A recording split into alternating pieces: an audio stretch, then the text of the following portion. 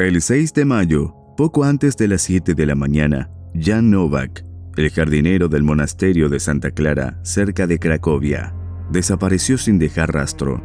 Jan no era un simple empleado, era una figura familiar para las monjas, conocido por su dedicación y calma.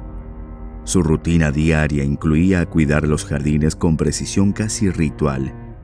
Mientras las monjas comenzaban su jornada en el monasterio, cada mañana, John se movía entre flores y arbustos, asegurándose de que todo estuviera en orden, como si el jardín fuera su propio santuario.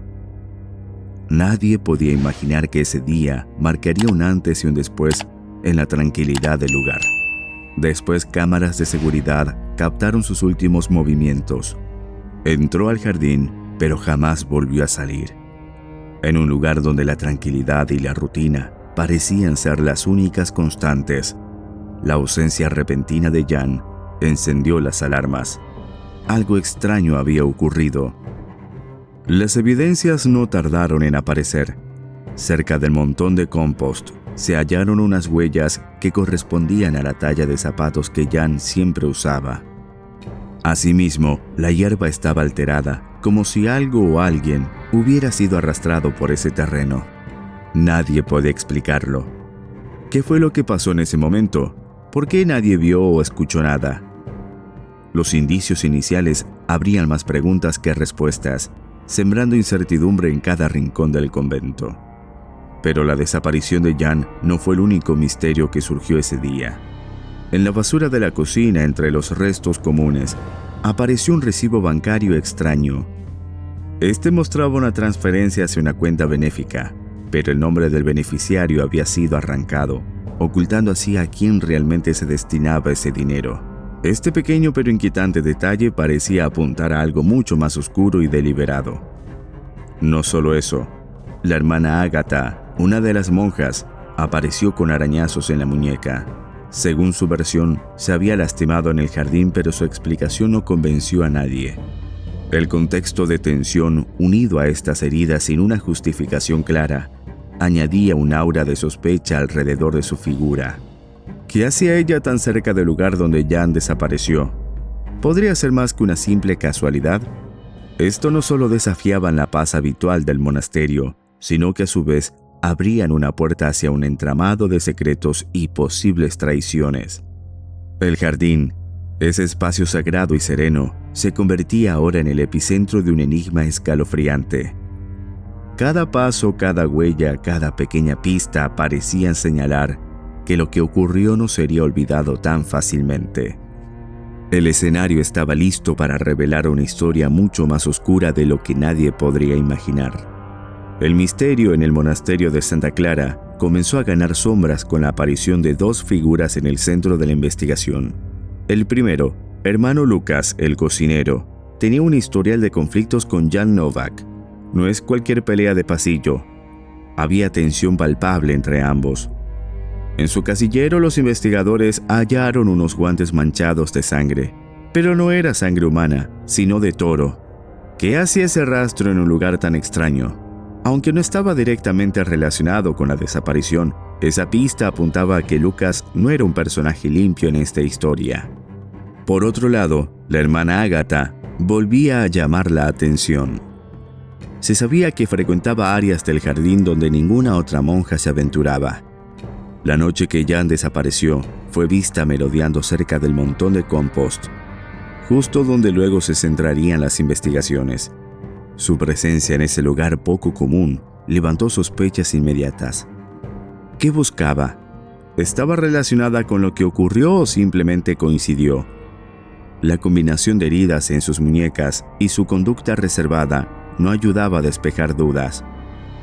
Lo más intrigante es que un perro de servicio, entrenado para detectar indicios importantes, señaló reiteradamente el montón de compost como el área clave del caso.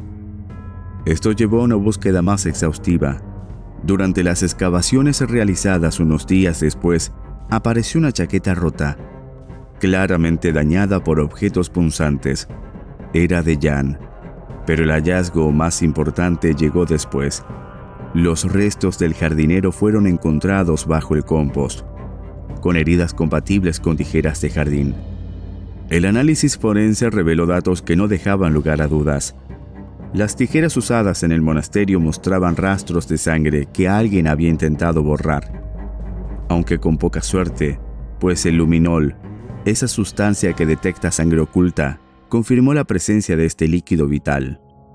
Aparte, la tierra en el calzado de la hermana Ágata coincidía exactamente con la del montón de compost, reforzando la sospecha sobre su posible implicación. Cada una de estas piezas encajaba en un rompecabezas cada vez más oscuro y retorcido. Las preguntas seguían multiplicándose. ¿Quién estaba detrás del crimen? ¿Qué secretos se escondían bajo la superficie de aquel pacífico monasterio? La verdad comenzaba a salir a la luz, y no era nada sencillo ni agradable. El escándalo dentro del monasterio no se limitó a un simple crimen violento. Involucró un elaborado fraude financiero que dejó a todos boquiabiertos. La desaparición de 12.000 zlotys de las cuentas del monasterio no pasó desapercibida. Dinero que supuestamente debía estar destinado a causas benéficas. Simplemente se esfumó. Pero el verdadero golpe llegó cuando los investigadores descubrieron que algunos recibos eran falsos, firmados con el nombre de Jan Novak, como si él hubiera autorizado esas transferencias. Pero en realidad eran simples falsificaciones. ¿Cómo lograron hacer esto sin que nadie se diera cuenta? Las piezas del rompecabezas apuntaban a dos personas en particular: la hermana Ágata y la hermana Sofía. La primera, además de su extraño comportamiento en el jardín, era la economista del monasterio, encargada de las finanzas. La segunda, como administradora, tenía acceso directo a las cuentas y documentos. Pero lo que terminó por hundirlas fue la grabación de las cámaras bancarias, que las mostraban retirando dinero con documentos falsificados. La complicidad entre ellas era evidente. No solo estaban involucradas en la desaparición de Jan, sino en un fraude que amenazaba con destruir la reputación del monasterio. Durante el juicio, las cosas se pusieron aún más intensas. Las hermanas Ágata y Sofía intentaron culparse mutuamente, como si en una obra teatral intentaran salvarse la piel a costa de la otra. Pero las pruebas no mentían. Se encontraron correos electrónicos y mensajes que demostraban que Ágata había insistido en hablar con Jan la noche en que desapareció, claramente preocupada porque él descubriera el fraude. Por otro lado, Sofía presionó al hermano Lucas, el cocinero, para que guardara silencio y no revelara nada a la policía. La red de mentiras y manipulaciones era profunda y compleja. Aunque el 15 de septiembre de 2024, la sentencia cayó con fuerza. Ambas fueron condenadas a 18 años de prisión por asesinato y fraude. El monasterio parecía sacudido por un terremoto interno que nadie esperaba, pero el caso no cerró todas las incógnitas. ¿Fue un crimen planeado o una tragedia que escaló de manera inesperada? A pesar de todas las pruebas, confesiones y condenas, uno de los grandes enigmas sigue sin respuesta. ¿Fue este crimen planeado con antelación o simplemente estalló por un conflicto inesperado? La investigación no logró arrojar certeza sobre si el asesinato fue producto de una mente fría y calculadora o de una explosión de violencia impulsiva. Este vacío mantiene viva la historia, haciendo que la verdad completa siga oculta, como si el monasterio guardara celosamente un secreto imposible de revelar. La duda no solo inquieta a quienes siguieron el caso, sino que también alimenta leyendas y teorías alrededor de la desaparición y muerte de Jan Novak. El misterio del monasterio revela secretos que nadie imaginó.